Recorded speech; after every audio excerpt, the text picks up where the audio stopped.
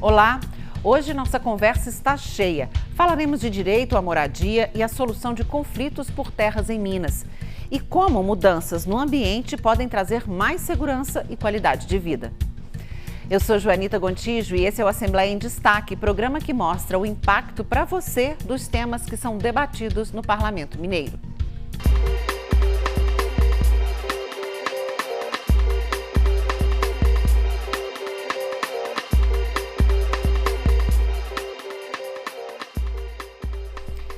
Está na Constituição. Todos nós temos direito à moradia, mas a realidade é bem diferente. No Brasil, o déficit habitacional é muito grande. A pesquisa mais recente que temos sobre isso foi feita em 2019 pela Fundação João Pinheiro. Já naquela época, antes da pandemia, o déficit era de quase 6 milhões de domicílios. Isso quer dizer que faltam quase 6 milhões de moradias adequadas para abrigar a população. E eu não estou falando apenas de quem não tem casa, mas de famílias que vivem em lugares apertados, improvisados, sem luz ou saneamento básico. Uma situação que muitas vezes está relacionada a outra questão social, as ocupações e os conflitos por terra.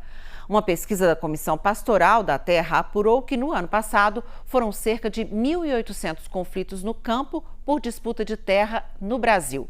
Quase 900 mil pessoas estavam envolvidas e houve 34 assassinatos. Em Minas, desde 2015, existe um grupo específico do governo do estado para ajudar na negociação desses conflitos e evitar que eles terminem em violência.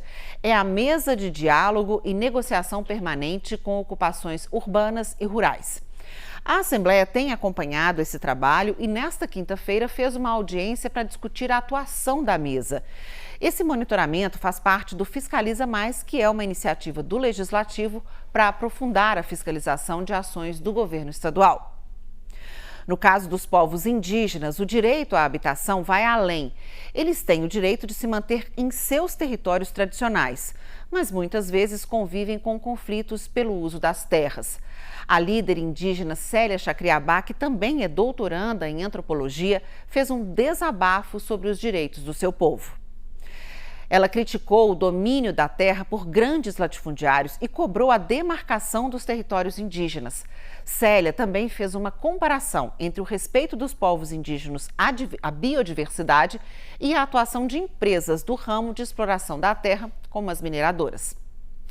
Em outra audiência feita em março aqui na Assembleia, o governo do estado afirmou que a mesa, que é formada por 3 pessoas, monitorava 49 conflitos fundiários em Minas, 28 ocupações urbanas e 21 rurais, envolvendo cerca de 4.800 famílias. Na reunião desta quinta-feira, participantes reforçaram a importância da mesa, mas falaram que o número de conflitos mediados é pequeno perto da quantidade de conflitos existentes. E criticaram ordens de reintegração de posse em terras abandonadas. Representantes do governo do estado e da mesa de diálogo defenderam que o trabalho tem alcançado bons resultados. Segundo eles, a equipe é reduzida, mas muito bem qualificada.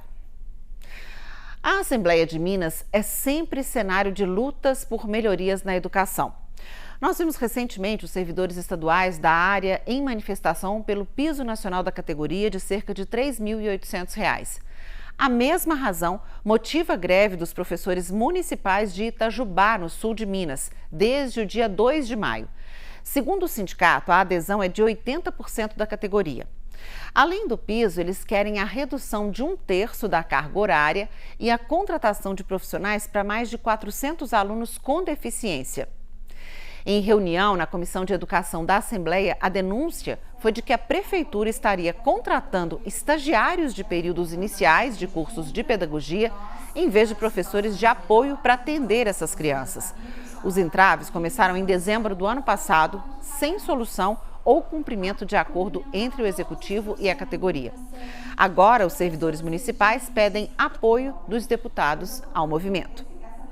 A Prefeitura de Itajubá foi convidada para a audiência, mas não enviou nenhum representante e nem se manifestou para participar de forma remota. O executivo também foi acusado de falta de transparência. Segundo o Sindicato dos Professores, havia no caixa da prefeitura dinheiro suficiente do Fundeb para pagar o piso salarial. Mas na prestação de contas, parte da verba do Fundo Nacional, que é usado para financiar a educação básica, desapareceu. Quem contou detalhes foi a professora Viviane dos Reis. Vamos ouvir. Nós começamos a cobrar a administração municipal sobre o rateio e ela nunca fez uma fala objetiva e clara sobre isso. Não tendo uma resposta satisfatória, e depois que o nosso prefeito foi à rádio dizer que a administração dele não rasgava dinheiro e que quem não estivesse satisfeito deveria pedir para sair do seu cargo público, é que nós resolvemos deflagrar a greve. A greve do rateio, que foram 4 dias de greve em dezembro de 2021. Ao final dessa greve, nós tínhamos acordos que não foram cumpridos. Até hoje nós não sabemos para onde foram mais ou menos R$2.400.000.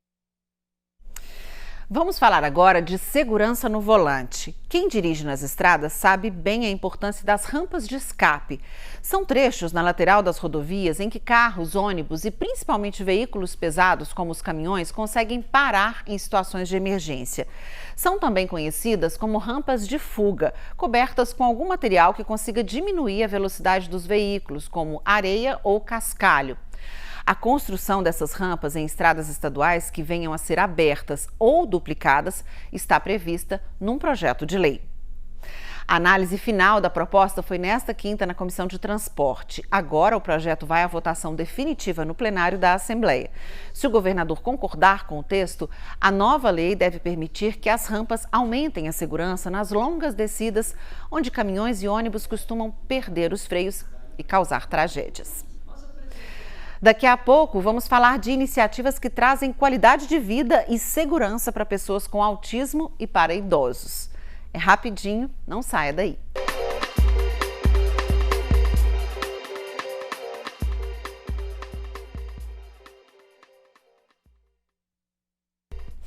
Agora vamos levar a discussão sobre moradia por outro caminho. Você já deve ter ouvido falar sobre design de interiores e de ambientes. Quem conhece pouco essa profissão pode até achar que é luxo e que só quem tem dinheiro sobrando pode pagar por um serviço desses. É um preconceito que muitas pessoas têm, mas não podiam estar mais erradas. Esses profissionais planejam os espaços internos de casas, empresas, hospitais, com o objetivo de tornar o ambiente mais confortável, bonito, seguro e funcional. A partir de muito estudo, eles podem evitar acidentes e facilitar a locomoção. Mas esse preconceito de ser algo fútil tende a acabar. Para se ter uma ideia, a profissão foi regulamentada há menos de 6 anos. As possibilidades do design são muitas. Inclusive, um projeto da Prefeitura de Niterói, no Rio de Janeiro, usa o design para transformar em lar casas de programas sociais como Minha Casa Minha Vida. Especialistas explicam que não é só estética, mas sim buscar soluções que levem para as pessoas esse sentimento de pertencer àquele lugar. Um grande problema da habitação social seria justamente esse: quando as pessoas não sentem acolhimento, acabam saindo dali. A importância dos profissionais de design de interiores e ambientes foi debatida pela Comissão de Trabalho. A Associação Brasileira dessa categoria representa 80 mil desses profissionais.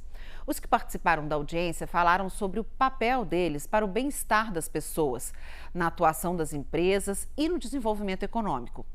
Um projeto de lei do deputado Noraldino Júnior, que pediu a audiência e está em análise na Assembleia, contribui para o reconhecimento e valorização da categoria ao tornar 30 de outubro o Dia Estadual do Design de Interiores e Ambientes. Projetar bem os espaços, sejam de uso coletivo, como hospitais ou até as nossas casas, é ainda mais fundamental quando existe um morador ou paciente com necessidades especiais, como idosos ou pessoas com problema de visão. Segundo a Organização Mundial de Saúde, é alto o risco de pelo menos uma queda por ano para quem tem mais de 65 anos. Para aqueles com mais de 85, a possibilidade de acontecer é ainda maior. As quedas são a terceira maior causa de mortes entre os idosos. É assustador. Quem não morre pode ter sequelas e precisar de muletas ou cadeira de rodas. Por isso, os profissionais do design defendem o papel deles para a qualidade de vida e saúde de todos nós. Para isso, eles usam ciência, com lições de ergonomia e até neurociência. São feitas adaptações na arquitetura, na iluminação, na disposição dos móveis e até nas cores de parede. Incrível que às vezes a gente nem pensa sobre isso. Eu tenho pais idosos e posso dizer que esses mecanismos de segurança deixam a família toda mais tranquila. A Maria Laura Camargos, que é arquiteta e designer, esteve aqui na Assembleia.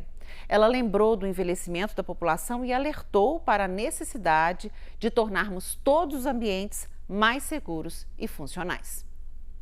É preciso reconfigurar o ambiente do idoso e torná-lo mais acessível, seguro e humano, seja nos espaços residenciais, e aí a gente inclui as habitações de interesse social. É um grande sonho que a gente possa desenvolver esse projeto aqui em Minas, seja nos espaços de trabalho, nas instituições de longa permanência, nas áreas de convívio público, enfim. É importante cada vez mais compreender que a preservação da autonomia, da independência e da qualidade de vida influenciadas pelo ambiente que a pessoa vive e envelhece. As possibilidades dessa profissão são tão interessantes que os designers contaram que há projetos de iluminação especial para quem tem problema de visão e também para tornar o ambiente mais agradável para pessoas autistas.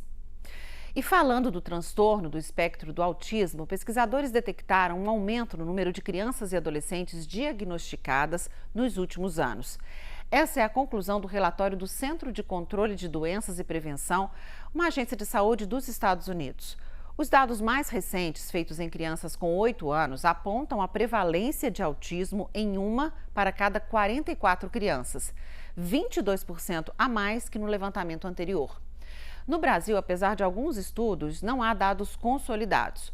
O aprimoramento dos profissionais de saúde para fazer os diagnósticos seria a razão para o aumento dos casos dessa condição, chamada de TEA, e que aparece como problemas no desenvolvimento da linguagem, na interação social, nos processos de comunicação e do comportamento social de crianças e adolescentes.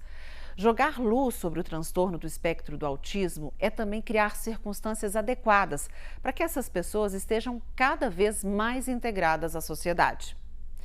Uma proposta que já está pronta para ser votada no plenário inclui na legislação que trata das pessoas com deficiência medidas para incentivar a realização de sessões de cinema abertas para o público em geral e adaptadas às características de pessoas com TEA ou outras condições que provoquem hipersensibilidade sensorial, ou seja, o incômodo com luzes, cores e sons. Eu vou voltar agora a um assunto da última edição do Assembleia em Destaque, quando falamos de como a busca por produção de baixo impacto ao planeta é uma tendência mundial. Inclusive, já passou por uma primeira votação aqui no Parlamento Mineiro uma emenda à Constituição que coloca a sustentabilidade entre os princípios que regem a administração pública. A ideia é atualizar a Constituição Mineira e atribuir às atividades do Estado um caráter responsável, humano e em sintonia com a preservação do meio ambiente. Avançou também nesta quinta um projeto de lei que busca implementar a política estadual para o uso do biogás e biometano.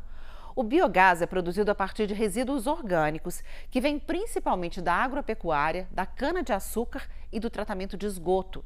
Depois de purificado, é transformado no biometano, um combustível limpo que pode ter uso doméstico, industrial ou veicular, substituindo os combustíveis fósseis. Essa proposta de lei estabelece princípios, regras e obrigações para as cadeias produtivas da área e passou pela análise da Comissão de Desenvolvimento Econômico nesta quinta. Agora já pode passar pela primeira votação do plenário da Assembleia. A gente fica por aqui. Obrigada pela companhia. Lá no nosso Twitter você acompanha outros programas feitos pela TV e no portal estão todas as informações sobre o que está sendo discutido na Assembleia. Vai lá conferir. Você pode até dar sua opinião sobre projetos de lei. Obrigada pela companhia mais uma vez e até mais.